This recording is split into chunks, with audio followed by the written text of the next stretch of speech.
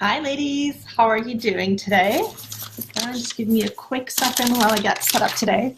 So today's topic, it's all about the word healthy, and I really felt like I've been wanting to talk about this for a really long time, like really, really long time, because I think we overuse the word and I think we misinterpret the word. And I also think that in using it, we feel like we're always making the right choice. So there's some things I want to address today, um, especially because today specifically, ever since I've been a nutritionist, and more importantly, since I started focusing and on weight loss, I've had clients come to me, or even friends and followers and just people that I talk to that say, Natalie, I don't understand why I gain weight. I eat healthy all the time, right? So I think this is a really important point, and I hope that today and me sharing some stories with you will give you some clarity why healthy is not always the best thing. Just give me a sec. We've got my little guy Jasper joining us. Hey, sweetie. Right, so I'm going to share some stories with you just to kind of clarify what I'm trying to get to today. And the first story is actually, it goes back 5 years to when I worked with my first client. And my first client came to me and she said, Natalie, I don't know why I'm having issues. I eat healthy because I eat quinoa and kale every day, and quinoa and kale are healthy, right? So in my mind, as a new nutritionist, very new to the field, again, working with my first client, I was too shy to really say straight up to her face what was going on here. Right now, I would just say, no, that's not healthy. If you're eating the same thing every day, no matter what label it has, it's not going to be great for you, right? Because you need a variety of foods, of nutrients, of everything in order to be able to function properly. No matter how healthy kale is, if that's the only thing that you're eating in your body, it's going to stop being healthy for you, right? So the first lesson to be learned here is that everything is to be taken in balance, right? So there is a thing as too much kale. There is such a thing as too much quinoa. So it's not just about eating something all the time just because it's been labeled as healthy. Okay, so my second story goes also back into the days when I was actually in nutrition school and I was working at a grocery store. It was a health food store. And this health food store / grocery store was selling gluten-free ice cream. So I was actually, just by coincidence, standing next to the freezer section, and this gentleman came up to me and he said, excuse me, ma'am, my wife is on a diet. This ice cream is labeled gluten-free, so that must mean it's healthy, right? So I mean, internally, I had to giggle. Obviously, I couldn't show this to the customer. I had to show understanding because I was actually working at the grocery store as a nutritionist. So he was coming to me with all sincerity and really wanting to know if he was making the right decision for his wife, who was on a diet trying to lose weight. And so in that case, I had to be really honest. And I said, you know what? Just because it's labeled gluten-free, it does not say anything about the other ingredients in that ice cream. And because it's ice cream, it's going to have a shitload of sugar in it and probably a whole whack of other chemicals or whatnot to make it ice cream. So no, this is probably not going to be the best thing for your wife to eat if she is trying to lose weight. Okay? So a lesson of this story is that don't just assume that because something is labeled with something like gluten-free or just because it contains the word healthy, that it actually is healthy. So if you're celiac and you're not able to eat gluten because you would have a harsh reaction from it, that might be the better choice for you in this case, right? The gluten-free ice cream. But if you're trying to lose weight, then a tub of ice cream full of sugar is probably not going to be the best for you, even if it is labeled gluten-free, okay? So that's the lesson there. Don't always go by the label. Don't just assume that because it's labeled with something that's supposed to be healthy, that it is healthy for you in that moment. And then another story actually just happened to me 3 days ago, and that kind of triggered this whole thing. And yes, I'm actually going to get up and show you what triggered everything. I was at Whole Foods and I was having lunch because Whole Foods just opened a block away from me, from my house, which is a blessing and a curse all at once. A blessing because, I mean, it's a lovely store, but a curse because my wallet hates it. And I always buy more than I really need in that moment. Anyway, so I was having my lunch. I went to their salad, their food bar, and loaded my bowl with veggies and my protein and my healthy fats. And I went and I grabbed my kombucha. And I took the ginger kombucha because I always figured, you know, that's the one that has the least sugar, and ginger is healthy. Just so you see, it happens to me too.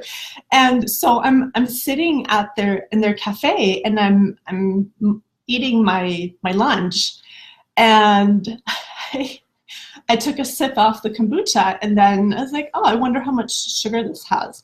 So I looked at the bottle, still with some kombucha in my mouth, and I saw that the label, you probably can't read this here, but it has 12 grams of sugar. And here I was assuming that my kombucha was going to have like 4 grams of sugar in it, and it's got 3 times that amount. So when I read that, I actually had that choking moment when things almost came out my nose again. But yes, I actually think that they just updated their labels, because I do remember it used to say 4 grams, and I think they had to update that because it was not correct. And I was actually always surprised that it was only 4 grams of sugar before, because they do taste very sweet. But I think in my mind, I kept telling myself that it's okay because I really wanted that sweetness, because I really wanted the kombucha.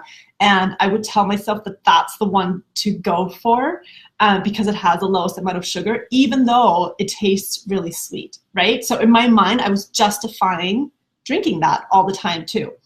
So kombucha, if you live probably anywhere in North America, you are familiar with kombucha. West Coast, if you go into a grocery store, half an aisle is now full of kombucha because it's the new health food, right? And it's got all these awesome, amazing labels on it. Like I can't see it right now, but it's probiotic, it's raw, it's full of like active enzymes. So you've got right here, it says like raw food, and then there's like this beautiful story of we believe good things come from small beginnings. So you're thinking, oh my God, kombucha, finally, like this health beverage that tastes amazing, and I can, drink it all day long and every day, and it's going to be great because it's healthy. So from my reaction the other day, this is not necessarily healthy if it's got 12 grams of sugar in it, especially because it's a beverage, so there's no fibers in here to slow down the absorption of that sugar. So that sugar is going to go straight into your bloodstream. It's going to turn into glucose. It's just going to make your blood sugar spike up like crazy, and then you're going to have a blood sugar crash along with cravings for more carbs later on in the day, okay? And along with that blood sugar crash, your energy is also going to crash later in the day, okay? So again, moral of the story, just because it's a health food trend doesn't mean it's necessarily good for you right now, right? I don't think this is really has any benefit for anybody if you're drinking this. Even if your friends or anybody tells you you should drink this because it has probiotics in it, guess what? The 12 grams of sugar are going to cancel out any benefit any probiotic has, okay? Because probiotics are supposed to make your good gut bacteria. It's supposed to give you more good gut bacteria, sorry, and it's supposed to feed your good gut bacteria. That's really hard to say. You should try it.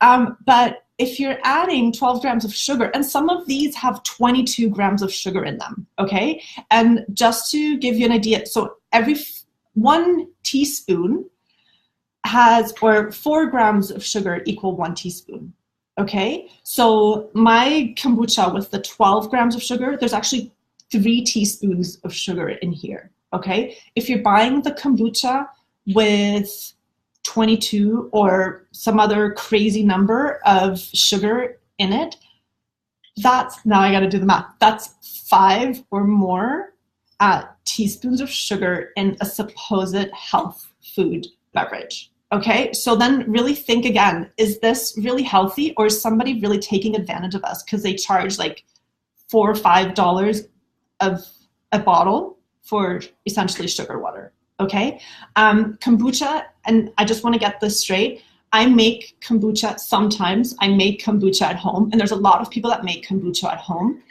If you can control, I see some of you are live. Hi, how's it going? If some of you, if you are making kombucha at home, you can really control the amount of sugar that goes into this. Now, it's not going to taste like the store-bought kombucha because it's not full of sugar. It'll taste a little bit more like a vinegar beverage. It can still be really tasty, right? But then you really get the health benefits. But it's because it's been created in a traditional way that actually brings health benefits to you, okay? So this bottle is what triggered this whole live and me just really finally having to share this thing that I've been wanting to share for so long. I'm just going to check quickly to see if I'm getting any messages. So I'm going to go onto my phone and just see how this is going. And I hope the video quality is good. I see it kind of shaking, but it seems to be fine. All right, cool. Well, and if anybody that is watching, if you have any questions, please feel free to just ask them right now. You can just post them in the comments. Hi, Zena. See, how are you doing today? And I will see them because today I am following along and I actually have everything set up right. Yes, so think about it again. And again, especially if you're trying to lose weight, hi, then this is not the beverage to consume because there's too much sugar in it, okay?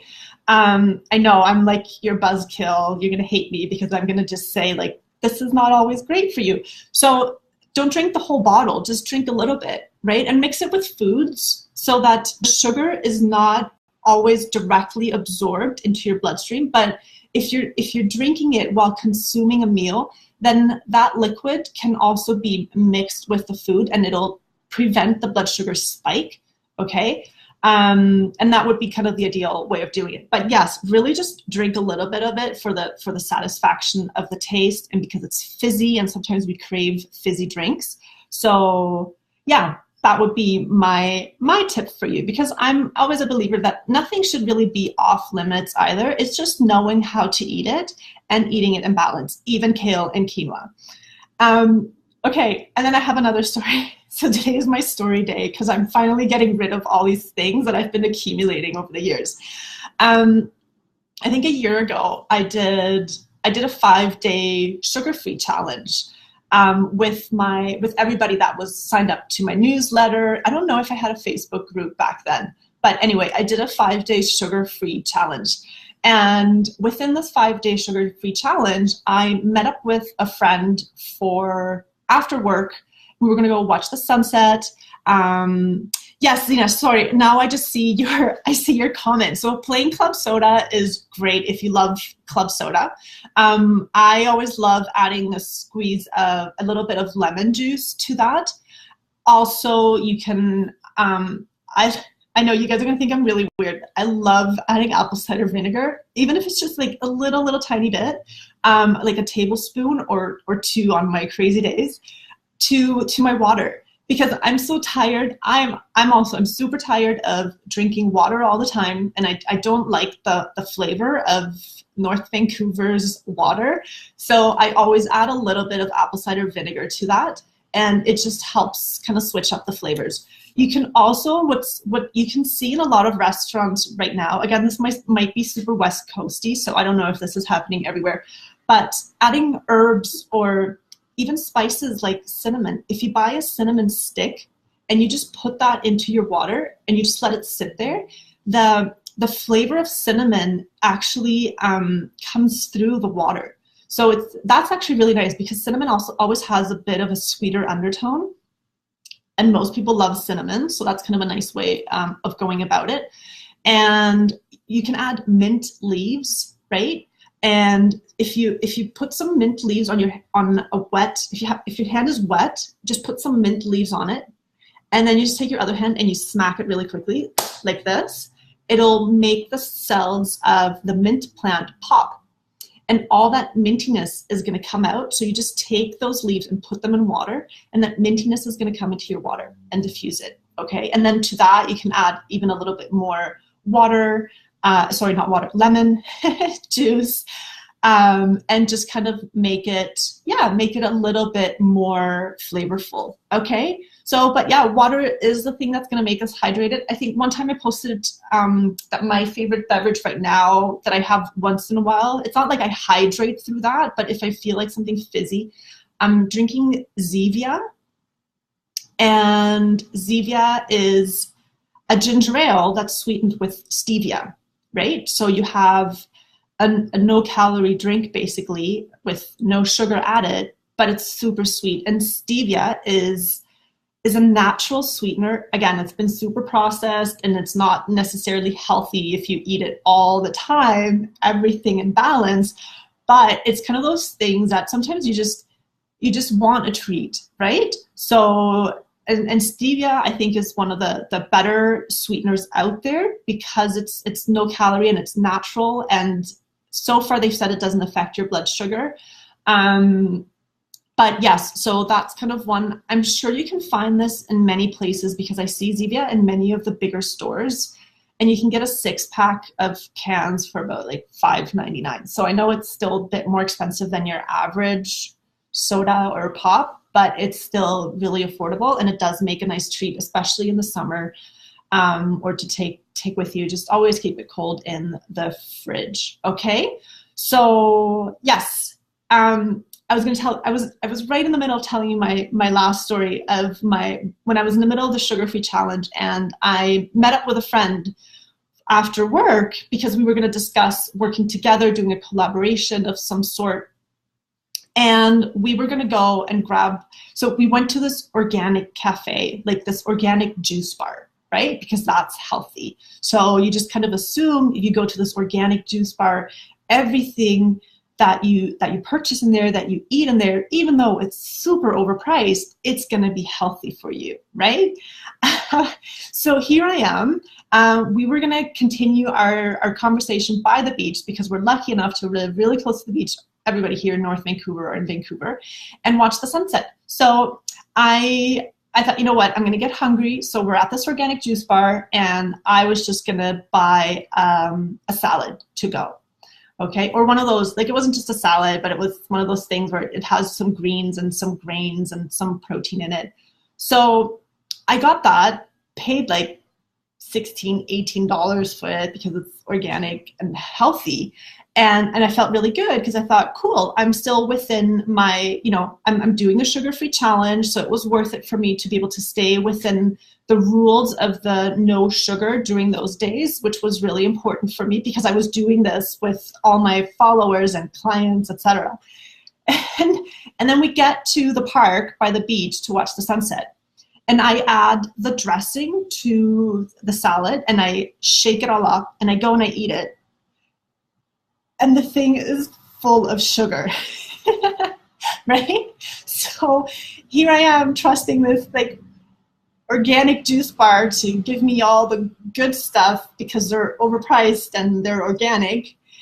And they just put a whole bunch of sugar into their salad dressings. And so I ate it because I was going to get hungry.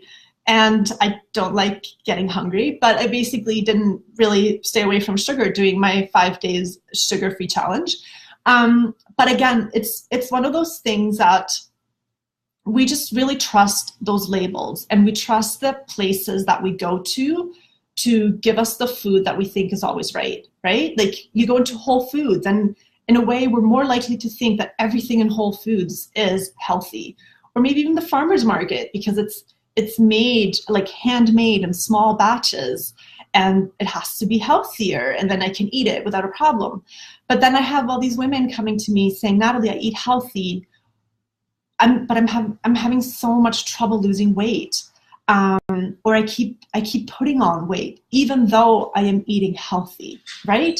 So that's really the point of the story, of all my stories, is that don't trust the label. And healthy, it's not a term where if it has that label, it's good for everybody. What you really, really need to look at, and this is what I really want you to keep in mind, is you want to make sure that you're eating what is right for you in this season of your life, okay? Because an infant gets fed the bottle or something, and that's healthy for them because they're an infant and that's what they need. But as you grow, your needs change, right? So that milk doesn't mean that it's unhealthy. It's just not what a grown adult needs, right? If you're battling, I don't know, if you're lactose intolerant, then as healthy as the ingredients in milk might seem, or the nutrients in milk might seem, if you're lactose intolerant, lactose is not good for you. It's not healthy for you. If you're celiac, then eating grains, anything with gluten, it's not going to be healthy for you. Even though a sourdough bread might be labeled as something healthy, if you're celiac or if you're really sensitive to grains, that's not going to be healthy for you. If you have a really weak digestion because you're stressed, or maybe because you're really, really sick, having raw green salads is not going to be healthy for you, right? So look at where you are at. Look at what season of your life you are at, and what you can do to feed you in that moment that is fitting for you, okay? Because I would even argue that if you're having a night out with your girlfriends and you want to drink all the red wine or beer, whatever it is, and eat all the pizza, that I would say is healthier for you. If you're having a great time, you're bonding, you're communicating, and you're connecting with individuals that you love, or you're simply having a great time with that night, it is healthier for you. If you think if you're just going to enjoy eating that pizza and drinking that wine, I think that's a really healthy thing for you to do. I think it's unhealthier for you to be a part of that group in that moment, really, really want to drink the wine and really, really want to eat the pizza, but sit back and say, no, I can't because it's going to make me fat, or it's going to make me unhealthy, and it's not good for me. Those thoughts are worse for you than the actual action of eating that food. Okay? And that's my food philosophy. That is, I think, everything in moderation. And I think just remembering the moment that you're living in right now, and remembering that why you are wanting to eat it. Do you want to eat that pizza because you're craving it and because your cravings are telling you to eat that pizza? Or is it just going to be a part of the celebration that you're having in this moment, and it's just going to make you feel so much more a part of everything? Those are two very different feelings, right? So, Dina, you left another comment, Mayo. Did I get that right? Anyway, I'm not sure exactly what you mean with that, but going back to that, there's healthy is not like a term that covers everything and that gives you permission to just eat it in the quantities that you want and still think it's going to be healthy and it's going to be great for me and it's going to help me on my weight loss journey. It's not. I would even argue, and I've told people this before, eating salads, that's not going to support you on your weight loss journey necessarily. Because if you eat a salad, you're going to be hungry again in 20 minutes, right? Unless you really know how to make your salad perfectly with like all the macronutrients balanced and everything, then it might work. But a salad, if you're just adding lettuce and vegetables and maybe only vinegar, because I know I used to never add oils to my salad because I thought, that would not support my weight loss efforts. But yeah, I would not really just make salads, which were greens and some veggies and salt and vinegar. But then guess what happens? Within half an hour or an hour, you're starving. And then you might not have other food options around because you might have left, you're not in your kitchen anymore, or you're not in the kitchen at work anymore. And then you're just going to eat what's available, right? And usually that's carbs. And also, if you're just going to eat salad, your body is not getting the calories that it needs, and that's going to lead to cravings.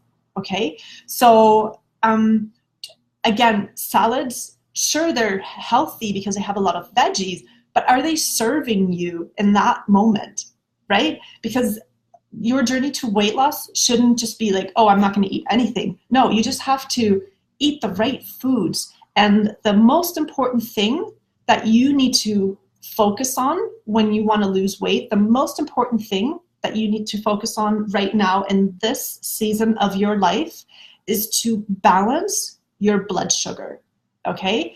Because when you balance your blood sugar, that's how you are, that's your fastest route to fat loss and lasting fat loss, okay? When insulin is high in your blood sugar, and this is a fact, and nobody tells you this, right? I'm sure that all the ladies here that have tried any weight loss plan, that have actually paid somebody to help them with weight loss, they never hear about this. And I'm going to tell you this right now. If insulin is high in your blood, so if there's insulin rushing through your blood, you do not burn fat, okay?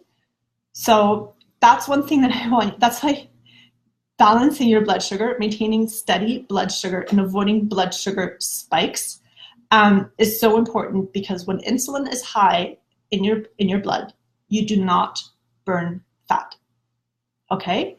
You can eat what you want or not eat at all, and you will not lose weight because of that one little factor, okay? So it's super, super important that you always balance your blood sugar. And the way that you balance your blood sugar is by eating foods that don't affect your blood sugar, and the foods that do affect your blood sugar, you want to keep them low, okay? So the foods that don't affect your blood sugar are fats.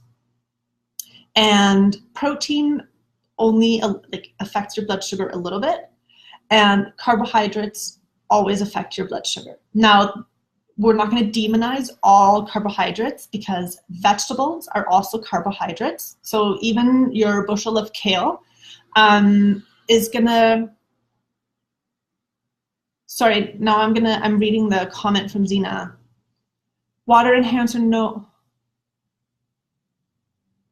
But I think it has Splenda. Yeah, Splenda is not a great, any artificial sweeteners, you want to stay away from those for sure, because they just mess with also your gut flora, and they are not great for your hormones. So I always just recommend, if you're gonna use some kind of a low calorie sweetener, always try and make it, xylitol also works because it's natural, it's a sugar alcohol. Stevia is the other one that nowadays it's really, really easily available. Hi, Kiri Lynn, how are you doing today? Glad you could join us. So yes, always a natural sweetener, xylitol just being the, hey, now I lost my train of thought again, the sugar alcohol, okay? Splenda, not great. Again, if you're gonna eat it sometimes, fine. It's everything in moderation, right? But don't make it something that you're consuming every day. Don't make a habit out of that necessarily. All right. So yes, you're just asking. Okay, yes. So no, better not. But thank you for asking. It's always hard to kind of tell from the comments. So yes, and for those of you, I think there's just a few people that joined us right now. I just want to repeat this because it's so important that you know this. If your insulin is high, okay, you do not burn fat, okay? As long as your insulin is high, your body's always just going to use any glucose that's swimming around in the bloodstream for energy. You want to keep your insulin low. So you always want to balance your blood sugar. And when you balance your blood sugar on a regular basis, meaning daily, that's when your body starts burning fat, like your stored fat for fuel, okay? And that's where you want to get to. You want to become fat adapted, so to say, meaning that your body is no longer burning glucose for energy, but it's burning your fat storage for energy. And in order for your body to learn to do that, because that's the harder way to get energy for our body, in order for your body to learn to use fat for fuel, you have to really reduce your carbs, but not just reduce your carbs and leave everything as is, right? Because you still need the calories and you still need your nutrients.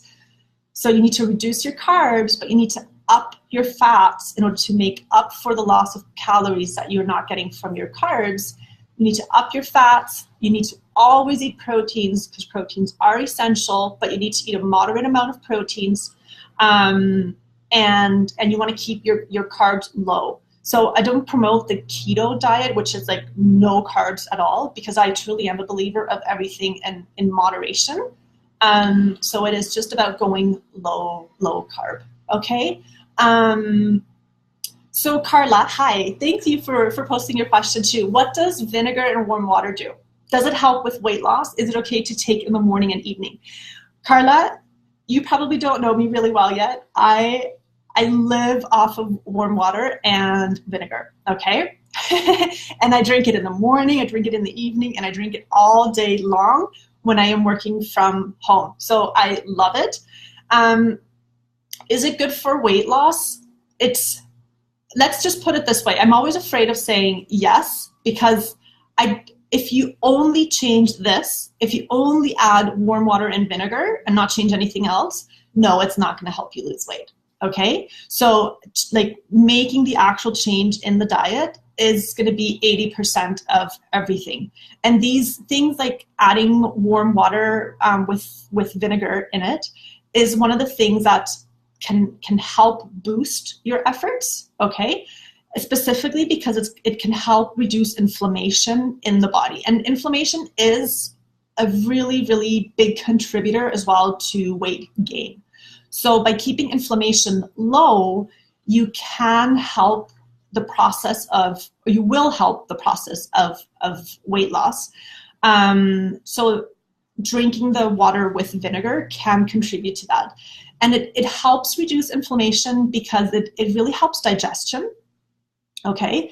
And having good digestion is really, really key to reducing inflammation, all right?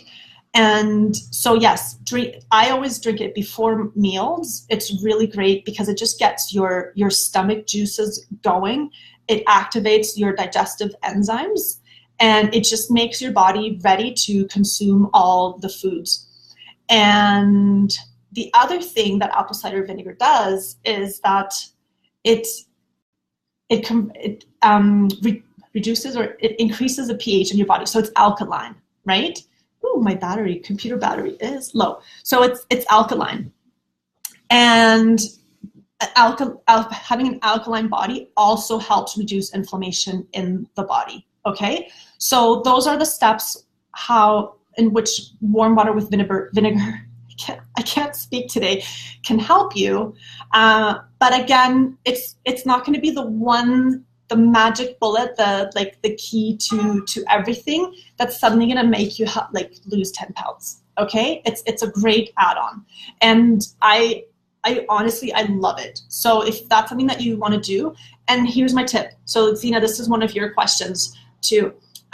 It's not just any vinegar, right? It has to be raw apple cider vinegar with mother. All right. So you get this at most stores. Well, I guess they kind of have to be a little bit of a health food store. I don't think you can get it at any grocery store. I think nowadays, well, at least here in Vancouver, I am able to get it almost at any store. Don't go buy that big plastic jug from Heinz, okay? Because that apple cider vinegar is not good. So if you really want to get the apple cider vinegar that is raw with mother. So with mother just means that if you look at the bottom of the bottle, it's going to have some residue on it. And that's because it's fermented. And in this case, the residue is really, really great. And it's something that you want. I know you'll think like, ew, it's gross, it's gone bad, I don't want to buy that. But it's good. So you just don't shake the bottle, just leave it in the bottom. It's just part of the product, it's fine. And then you can add about a tablespoon to your water. Bragg's, right, I love Bragg's too. I actually found now that Whole Foods has an apple cider vinegar that's cheaper. So I'm buying their brand right now because it's cheaper. And it's equally good. Like it's also raw with mother. So to start, everybody has a different tolerance for this, right? I don't even measure how much I use anymore. I just kind of go and I put some vinegar in it and I have a high tolerance right now. Never drink it raw because it's going to be too acidic. So it's going to be too acidic for your esophagus and it can actually damage your throat. And now I call it acidic. It's once you digest it, it turns alkaline. Okay, but it's an actual, when you have it in the bottle, it's acidic. I know it's kind of one of those weird things. Always mix it with water. Start with 1 tablespoon. If 1 tablespoon is too much, start with a teaspoon and then just work your way up. Okay. Do healthy chips exist? I know they're my weak point too. Not really. I mean, within the chips, you can make better choices. So the bag of Doritos is never going to be your better choice. Yes, there's the baked chips. There's the chips that have sea salt or the no trans fat chips. I'm one of those people that when I open a bag of chips, it doesn't stand the chance of surviving the day. So if that's you, then I would try to kind of just reduce chips as much as you can, because they're not going to help your weight loss efforts, because it's just a bag full of carbohydrates that don't really have any nutrients to them. Having said that, because I'm a believer of everything in balance, you could have some, but just make sure that you just put them in a small bowl, or you just really take a handful if that's possible. I know for me it's not really, and then just consume that. I mean, I've learned. And I know this might sound kind of like, oh, same old, but yeah, I make kale chips and I eat seaweed. They're not chips, but just seaweed sheets that are flavored. Or you can make zucchini chips, right? Just kind of also slicing them really thin and putting them in the oven if you're just kind of looking for that thing to eat. And if not, just put chips aside for a while until you kind of feel you've reached your goal, and then that you're ready to eat them after a while in moderation again. Okay, so don't make it a weekly habit for sure. It's not gonna really help you get to where you want to be. Anyway, so my battery's running really low. I can take one more question if anybody else has a question. But otherwise, I will kind of say goodbye for now. If you have any questions, even after I'm done the Facebook Live, feel free to just comment below, and I can always answer them later on. And if you have any suggestions of topics that you would like for me to talk about, then just share them with me. Share them in the group, post it below in the comments, and I'm happy to do that. So next week, we're doing our 5-day detox to stop carb cravings. So there we're going to take, that's going to be our full week, and we're not going to be talking about anything else other than the information that is covered in the 5-day detox, okay? If you want to, I know some of you in the group have already done the 5-day detox. We're going to do this as a group on June 11th, which is next Monday. And if you want to join again, then I'm going to put the link in the bottom where you can just sign up again so you can get the emails that will remind you of what needs to get done on the day. And the emails will also remind you of my Facebook Lives that are going to be happening in this group. And I'm going to be doing them in the morning just because that helps me kind of get forward with my day as well. So I'm going to do them in the morning, and so that you have the video available all day to watch it whenever it's best suited for you. Okay, so my computer's going to shut down any moment now, so I have to end this. But it was lovely, lovely chatting to you ladies, and I look forward to receiving a ton more questions from you and to connecting just in the group. And especially next week, we're going to hear a lot from each other because of the 5-day challenge, and I really, really can't wait to teach you ladies everything that I need to know to help you with those cravings. And Carla, you'll see that the chips, I know that they're your weakness, and Dallas, you too, but it's with the information that you're going to get, you're just going to reduce those cravings and not want to have those chips all the time anymore again. Okay? All right. Have a lovely day. You're welcome, Carolyn. Bye.